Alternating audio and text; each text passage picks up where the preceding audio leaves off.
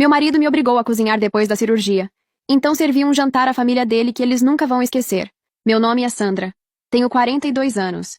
E naquele domingo de agosto, enquanto ainda me recuperava de uma cirurgia no abdômen, descobri do que eu era realmente capaz quando levada ao limite. 3 dias antes, eu havia saído do hospital após uma cirurgia para a remoção de cistos ovarianos. Os médicos foram claros. Repouso absoluto por 2 semanas. Nada de esforços, nada de levantar peso, nada de ficar muito tempo em pé.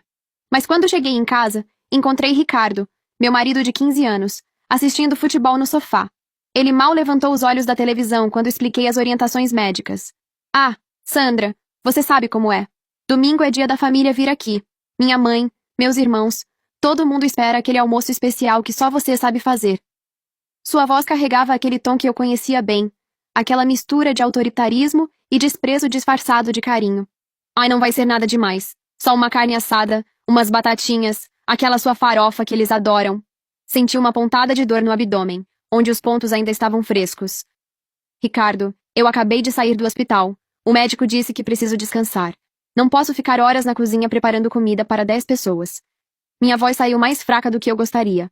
O cansaço da cirurgia ainda pesava sobre cada palavra. Ele finalmente se virou para mim, mas seus olhos carregavam uma frieza que me fez gelar. Sandra, você está exagerando. Foi só uma cirurgiazinha simples. Minha ex-mulher trabalhou até o dia da cesárea. E você vai frescurar por causa de uns cistos? A comparação com a ex-esposa era uma das suas armas favoritas. Uma forma cruel de me diminuir sempre que eu ousava contrariar suas expectativas. Tentei argumentar mais uma vez, explicando sobre os riscos de infecção, sobre como meu corpo precisava de tempo para cicatrizar, sobre como eu literalmente não tinha forças para ficar de pé por horas preparando uma refeição elaborada. Mas ele já havia voltado a atenção para a televisão, acenando com a mão como quem dispensa uma criança insistente. Olha, Sandra, não quero nem saber dessas desculpas. Minha família vem aqui todo domingo há 15 anos. Eles esperam ser bem recebidos, esperam uma boa comida. Se você não consegue cumprir com suas obrigações básicas como esposa, então talvez você precise repensar suas prioridades. Suas palavras cortaram como lâminas, principalmente porque eu sabia que ele estava falando sério. A família de Ricardo era um grupo peculiar. Dona Irene, a matriarca de 70 anos, que nunca perdoava uma oportunidade de me criticar. Os 2 cunhados, Paulo e Marcos, que herdaram do pai o machismo e a convicção de que mulher existia para servir. As cunhadas, Patrícia e Luciana, que sempre chegavam arrumadíssimas, nunca ofereciam ajuda, e faziam questão de elogiar exageradamente a comida como se fosse um favor. E as crianças, 6 pequenos diabinhos que corriam pela casa, derrubavam tudo e deixavam um rastro de destruição que eu sempre tinha que limpar sozinha. Durante 15 anos, eu havia sido a anfitriã perfeita desses domingos. Acordava às 6 da manhã para começar os preparativos. Passava o dia inteiro na cozinha. Servia a todos com um sorriso no rosto, e depois limpava tudo sozinha enquanto eles assistiam à sobremesa televisiva no sofá. Nunca havia recebido um obrigado genuíno, nunca havia tido minha dedicação reconhecida. Era apenas minha obrigação, como Ricardo sempre fazia questão de reforçar. Mas desta vez seria diferente. Enquanto ele continuava grudado na televisão, ignorando completamente minha condição médica, uma ideia começou a se formar na minha mente. Se ele queria tanto que eu cozinhasse para a família dele, mesmo contra as ordens médicas, mesmo arriscando minha recuperação, então eu cozinharia sim. Eu serviria um jantar que eles jamais esqueceriam. Na sexta-feira, 2 dias antes do fatídico domingo, comecei meus preparativos especiais. Ainda sentia dores a cada movimento. Os pontos puxavam sempre que eu me inclinava, mas uma determinação férrea havia tomado conta de mim. Se Ricardo queria que eu cozinhasse independente da minha condição, ele teria exatamente o que pediu. Primeiro, fui até a farmácia e comprei laxantes. Não qualquer laxante, mas aquele mais potente que existia na prateleira, o que vinha com avisos em letras vermelhas sobre usar com moderação e efeitos podem durar até 24 horas. O farmacêutico me olhou com curiosidade quando pedi 3 caixas diferentes, mas eu simplesmente sorri e disse que era para minha sogra idosa que sofria de prisão de ventre crônica. Mentira técnica, considerando que Dona Irene realmente vivia reclamando de problemas intestinais. Em seguida, passei no açougue. Escolhi a carne mais cara que tinha, um contrafilé nobre que custou uma pequena fortuna. O açougueiro me conhecia bem e estranhou quando pedi para ele deixar a carne fora da geladeira por alguns dias. Dona Sandra, assim a carne vai passar do ponto. Vai ficar meio duvidosa. Ele alertou, genuinamente preocupado. É exatamente isso que eu quero, seu João. Precisa ficar bem temperada pelo tempo. Respondi com um sorriso doce que escondia minhas verdadeiras intenções. Durante aqueles 2 dias, enquanto Ricardo saía para seus compromissos do fim de semana completamente alheio ao meu estado, eu arquitetava cada detalhe do que seria o almoço mais memorável da história dos domingos da família dele. Cada pontada de dor que eu sentia me lembrava da sua insensibilidade. Cada vez que eu precisava sentar para descansar, me fazia pensar nas suas palavras desprezíveis sobre cirurgiazinhas simples. No sábado à noite, comecei a preparar minha obra-prima. A carne, já com aquele cheiro característico de quem passou tempo demais fora da refrigeração, foi generosamente temperada. Mas não com os temperos habituais. Triturei meticulosamente os laxantes até virarem um pó fino e invisível. Misturei com páprica para disfarçar qualquer diferença de cor. E criei o que eu mentalmente apelidei de tempero especial da Sandra. A farofa, tradicionalmente preparada com linguiça e ovos, ganhou um incremento extra. Mais laxante em pó, desta vez misturado com o açafrão, garantindo que a cor dourada característica não despertasse suspeitas. As batatas receberam um carinho especial durante o cozimento, com uma pitada generosa do meu tempero milagroso polvilhado por cima antes de irem ao forno. Até a sobremesa foi contemplada. O brigadeirão que Dona Irene sempre elogiava efusivamente, fingindo que era o melhor que já havia provado na vida, recebeu uma dose extra de amor. Derretido junto com o chocolate condensado, meu ingrediente secreto se incorporou perfeitamente à mistura, invisível e indetectável ao paladar. Durante toda a preparação, eu sorria. Cada movimento, mesmo doloroso por causa da cirurgia, era feito com uma satisfação crescente. 15 anos de Domingos Serviço. 15 anos sendo tratada como empregada na minha própria casa, 15 anos de obrigações e 0 reconhecimento. Tudo isso seria vingado em uma única refeição. Ricardo chegou em casa tarde no sábado e encontrou a cozinha perfumada, com todos os pratos já semi-prontos para o dia seguinte. Viu como não era tão difícil assim? Comentou, provando um pouquinho da farofa com o dedo. Está uma delícia, como sempre. Eu sabia que você estava exagerando essa história de repouso. Ele não fazia ideia de que acabara de provar um pequeno aperitivo do que estava por vir. Naquela noite, deitei na cama com uma sensação de missão cumprida. Amanhã seria o dia da verdade. Amanhã, a família do Ricardo descobriria que nem sempre é inteligente forçar alguém ferido a trabalhar contra a vontade. Amanhã, eles aprenderiam uma lição que carregariam para sempre. O domingo amanheceu ensolarado, como se o próprio universo estivesse conspirando a meu favor. Acordei cedo, não por obrigação desta vez, mas por pura ansiedade de ver meu plano se desenrolar. Finalizei os últimos detalhes da preparação, ajustei os temperos e esperei a chegada dos meus convidados especiais. Às 11 da manhã em ponto, como sempre, o primeiro carro chegou. Era Dona Irene, acompanhada de Paulo e sua família. Ela entrou em casa como sempre fazia, sem cumprimentar, inspecionando cada canto com seus olhos críticos de águia. Sandra, você está com uma cara péssima. Espero que não esteja doente. Não queremos pegar nada. Foi sua primeira observação, ignorando completamente que eu havia passado por uma cirurgia 3 dias antes. Estou me recuperando de uma cirurgia, Dona Irene, mas mesmo assim preparei tudo com muito carinho para vocês. Respondi com um sorriso doce, saboreando cada palavra. Ela apenas revirou os olhos, como se minha condição médica fosse um inconveniente pessoal para ela. Logo em seguida chegaram Marcos com Luciana e seus 2 filhos, seguidos de Patrícia com suas 3 crianças. A casa rapidamente se encheu daquela energia caótica que eu conhecia tão bem. Adultos falando alto sobre futebol e política, crianças correndo entre as pernas dos pais, e eu sendo completamente ignorada enquanto finalizava os últimos preparativos na cozinha.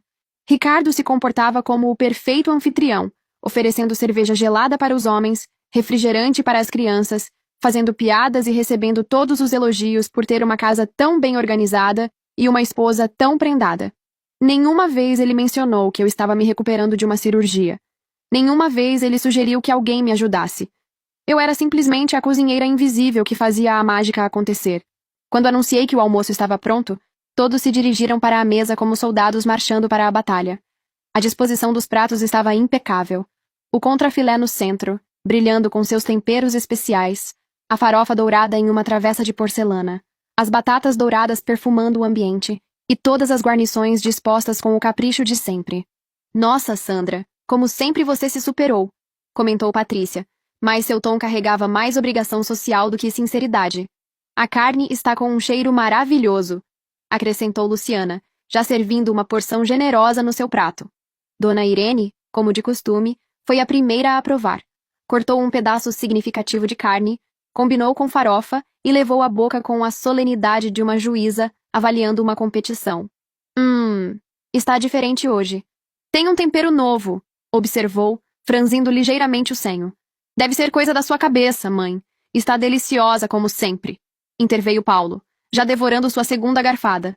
Eu me servi apenas salada e arroz branco, alegando que ainda estava sem muito apetite por causa dos medicamentos pós-cirúrgicos.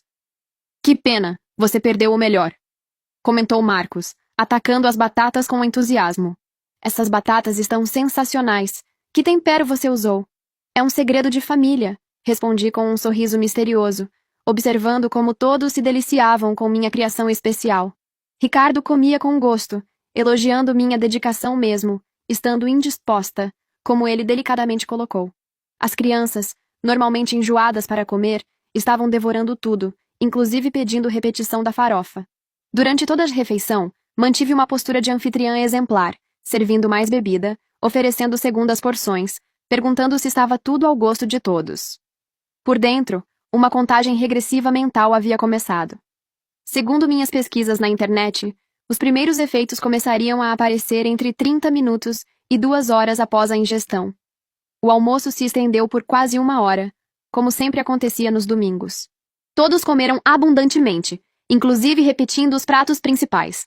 O brigadeirão foi um sucesso absoluto, com as crianças pedindo terceira porção e os adultos elogiando efusivamente sua cremosidade especial. Depois da refeição, seguiu-se o ritual de sempre. Os homens foram para a sala assistir futebol, as mulheres ficaram na mesa fofocando sobre as vizinhas, e as crianças correram para o quintal. E eu, claro, comecei a recolher os pratos para lavar toda a louça sozinha, mesmo com os pontos ainda doloridos e a recomendação médica de repouso absoluto. Mas desta vez, enquanto lavava cada prato, cada copo, cada talher, eu sabia que em breve a dinâmica daquele domingo mudaria drasticamente. Em breve, minha vingança silenciosa começaria a fazer efeito. Em breve, todos descobririam que nunca se deve subestimar alguém que foi empurrado além dos seus limites. Eram 2:30 da tarde quando ouvi o primeiro sinal. Um gemido baixo vindo da sala, seguido de um "Nossa, que dor de barriga estranha", murmurado por Paulo. Fingi não escutar, continuando a organizar a cozinha com movimentos deliberadamente lentos, saboreando cada segundo daquele momento que eu havia orquestrado com tanto cuidado. 15 minutos depois, Dona Irene se levantou da mesa com uma expressão confusa no rosto. "Sandra, você tem algum remédio para a indigestão? Estou me sentindo meio esquisita", perguntou, uma mão no estômago. "Claro, Dona Irene. Deve ser alguma coisa que não caiu bem." "Às vezes acontece", respondi com falsa preocupação, oferecendo um antiácido que eu sabia muito bem que seria completamente inútil para o que estava por vir. Marcos foi o próximo. Levantou-se abruptamente do sofá, interrompendo um gol que estava comemorando. "Licença, preciso ir ao banheiro rapidinho", anunciou. Mas sua pressa e a expressão tensa no rosto denunciavam que não seria nada rápido. Ouvi seus passos apressados subindo a escada, e um sorriso discreto se formou no meu rosto. Na cozinha, Patrícia e Luciana começaram a se remexer nas cadeiras. "Que estranho! Também estou com uma sensação estranha no estômago", comentou Patrícia, levando a mão ao abdômen. "Eu também", concordou Luciana, com uma expressão cada vez mais desconfortável. "Será que era alguma coisa na comida?" "Impossível", respondi prontamente, fingindo indignação. Eu preparei tudo fresquinho hoje de manhã. Deve ser algum vírus que está circulando. Vocês sabem como é. Nesta época do ano sempre tem alguma coisa no ar." Minha explicação soou perfeitamente plausível, principalmente porque eu havia ensaiado mentalmente várias vezes. Ricardo, ainda no sofá, começou a demonstrar os primeiros sinais de desconforto. Mudou de posição várias vezes, levou a mão à barriga, fez algumas caras de dor. "Sandra, você tem alguma coisa para dor de barriga?" "Acho que comi demais", pediu, mas sua voz carregava uma urgência que ele tentava disfarçar. Foi então que o caos verdadeiramente começou. Marcos desceu as escadas praticamente correndo, com o rosto pálido e uma expressão de pânico mal disfarçado. "Alguém sabe se tem outro banheiro? O de cima está meio ocupado por muito tempo", anunciou, claramente desesperado. "E tem um lavabo aqui embaixo", indiquei, mantendo um tom completamente neutro. Mas por dentro, eu estava radiante. Meu plano estava funcionando exatamente como eu havia imaginado. Dona Irene, sempre orgulhosa demais para admitir qualquer fraqueza, tentou manter a compostura, mas seus movimentos ficaram cada vez mais tensos e desconfortáveis. As crianças, mais honestas que os adultos, começaram a reclamar abertamente. Mamãe, minha barriga está doendo muito, choramingou a filha mais nova de Patrícia. Em questão de meia hora, minha casa se transformou em um campo de batalha gastrointestinal. Havia uma fila para os 2 banheiros, pessoas se revezando em estado de crescente desespero, gemidos e reclamações ecoando por todos os cômodos. O ambiente festivo do domingo familiar havia se transformado em uma cena digna de um filme de comédia, se não fosse tão satisfatoriamente real. Ricardo, agora visivelmente desesperado, me puxou de lado. Sandra, pelo amor de Deus, você tem certeza de que a comida estava boa? Todo mundo está passando mal aqui. Sua voz carregava uma acusação mal disfarçada, como se fosse minha culpa que todos estivessem sofrendo. Ricardo, eu comi da mesma comida e estou bem. Menti descaradamente. Além disso, você viu como eu preparei tudo com cuidado, mesmo estando me recuperando da cirurgia que você achou que não era nada demais. Deve ser coincidência. Algum vírus mesmo. A menção à cirurgia o fez engolir em seco. Pela primeira vez em 15 anos de casamento, vi uma centelha de culpa passar por seus olhos. Mas ela durou pouco, porque uma nova onda de cólicas o fez correr em direção à fila do banheiro, praticamente empurrando a própria sobrinha que estava esperando sua vez. Patrícia, sempre vaidosa, tentou manter a dignidade mesmo em estado de emergência intestinal. Sandra, desculpa perguntar, mas você tem alguma roupa que eu possa emprestar? Aconteceu um acidentinho. Pediu com o rosto vermelho de vergonha. Era a primeira vez em 15 anos que a via pedindo qualquer coisa com humildade genuína. Às 4 da tarde, minha casa havia se tornado o epicentro de uma evacuação em massa que faria história na família de Ricardo. A situação estava tão caótica que eles tiveram que estabelecer um sistema de turnos para os banheiros, com pessoas literalmente cronometrando o tempo de cada um. Dona Irene, a matriarca altiva que sempre me tratou como empregada, estava sentada na minha cama, usando uma das minhas camisolas porque havia tido um acidente com a roupa social que usara para impressionar na mesa de domingo. Sandra, eu preciso ir para casa imediatamente, anunciou Ricardo, com o rosto pálido e suando frio. Você pode ligar um táxi para todo mundo? Ninguém tem condição de dirigir assim. A ironia da situação não passou despercebida. O homem que me forçou a cozinhar contra as ordens médicas agora me pedia ajuda para resolver a crise que eu mesma havia criado. Claro, querido. Afinal, meu papel aqui é cuidar de todos vocês. Respondi com uma doçura venenosa que ele não captou, ocupado demais com suas próprias urgências intestinais. Liguei para 3 táxis diferentes, explicando que precisaria de carros para transportar pessoas indispostas, após um almoço familiar. Enquanto esperavam os carros, a família inteira estava espalhada pela minha casa em estado de absoluta vulnerabilidade. Paulo estava deitado no chão da sala, gemendo baixinho e segurando a barriga. Marcos havia se apropriado do banheiro social há 40 minutos e recusava-se a sair. As crianças choravam, as mulheres sussurravam entre si teorias sobre intoxicação alimentar, e o clima festivo do domingo familiar havia se transformado em uma cena de desastre natural. Foi então que Dona Irene, visivelmente abalada e usando minha roupa, se aproximou de mim com uma expressão que eu nunca havia visto em seu rosto. Humildade genuína. Sandra, eu preciso te pedir desculpas. Começou, sua voz trêmula. Eu sei que você estava se recuperando da cirurgia, e mesmo assim preparou todo este almoço para nós. E agora olha só, parece que pegamos algum vírus e você vai ter que limpar toda essa bagunça sozinha. Pela primeira vez em 15 anos, ela me olhava como um ser humano, não como uma extensão dos eletrodomésticos da casa. Dona Irene, não precisa se preocupar. Faz parte, respondi, mantendo meu tom suave enquanto saboreava cada palavra daquele pedido de desculpas que eu havia esperado por tanto tempo. Ricardo, saindo de mais uma sessão de emergências no banheiro, se aproximou de nós com passos cambaleantes. Sandra, eu acho que preciso te pedir desculpas também, murmurou, evitando meu olhar. Talvez eu tenha sido meio insensível sobre essa história da cirurgia. Você realmente não deveria ter feito tanto esforço para cozinhar hoje. Ah, Ricardo, mas você mesmo disse que era minha obrigação como esposa, lembra? Que sua ex-mulher trabalhou até o dia da cesárea, que eu estava fazendo frescura por causa de uns cistos? Relembrei com uma doçura acidulada. Eu só estava cumprindo minhas obrigações, como você pediu. O constrangimento no seu rosto foi delicioso de observar. Pela primeira vez, ele estava realmente vendo as consequências das suas palavras e atitudes. Eu estava errado. Você deveria estar descansando, se recuperando. Me desculpa.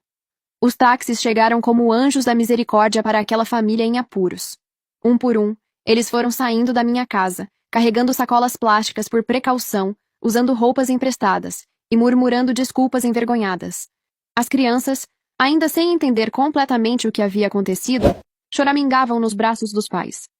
As mulheres, sempre tão arrumadas e superiores, estavam descabeladas e sem maquiagem, a vaidade destruída pelas urgências fisiológicas. Patrícia, ao sair, segurou minha mão com força. Sandra, muito obrigada por ter cuidado de nós mesmo estando doente. Você é uma pessoa muito especial, disse, e pela primeira vez em todos esses anos, senti sinceridade genuína em suas palavras. Quando o último táxi se afastou, levando os últimos destroços da minha ilustre família postiça, fechei a porta e me encostei nela, finalmente sozinha com o silêncio. A casa estava uma bagunça completa. Toalhas sujas espalhadas, um cheiro característico no ar, louças por lavar, mas eu não me importava nem um pouco. Peguei meu telefone e liguei para minha irmã, que sempre duvidou que eu tivesse coragem de confrontar Ricardo e sua família. Oi, Lu. Precisou de 4 tipos diferentes de laxante, mas acho que finalmente ensinei uma lição sobre respeito para a família do Ricardo. Contei, rindo pela primeira vez em semanas. Naquela noite, Ricardo chegou em casa completamente diferente. Trouxe flores, pediu desculpas novamente e insistiu que eu descansasse enquanto ele limpava a bagunça que sua família havia deixado. Nos domingos seguintes, curiosamente, ninguém mais apareceu para almoçar. E quando finalmente voltaram, semanas depois, eles trouxeram a comida pronta e se ofereceram para cozinhar eles mesmos. Aprendi que às vezes a única forma de ensinar respeito é servindo exatamente aquilo que as pessoas merecem. E se alguém perguntar se me arrependo do que fiz, a resposta é não. Às vezes, a justiça vem disfarçada de tempero especial, e ninguém esquece uma lição aprendida da forma mais digestiva possível.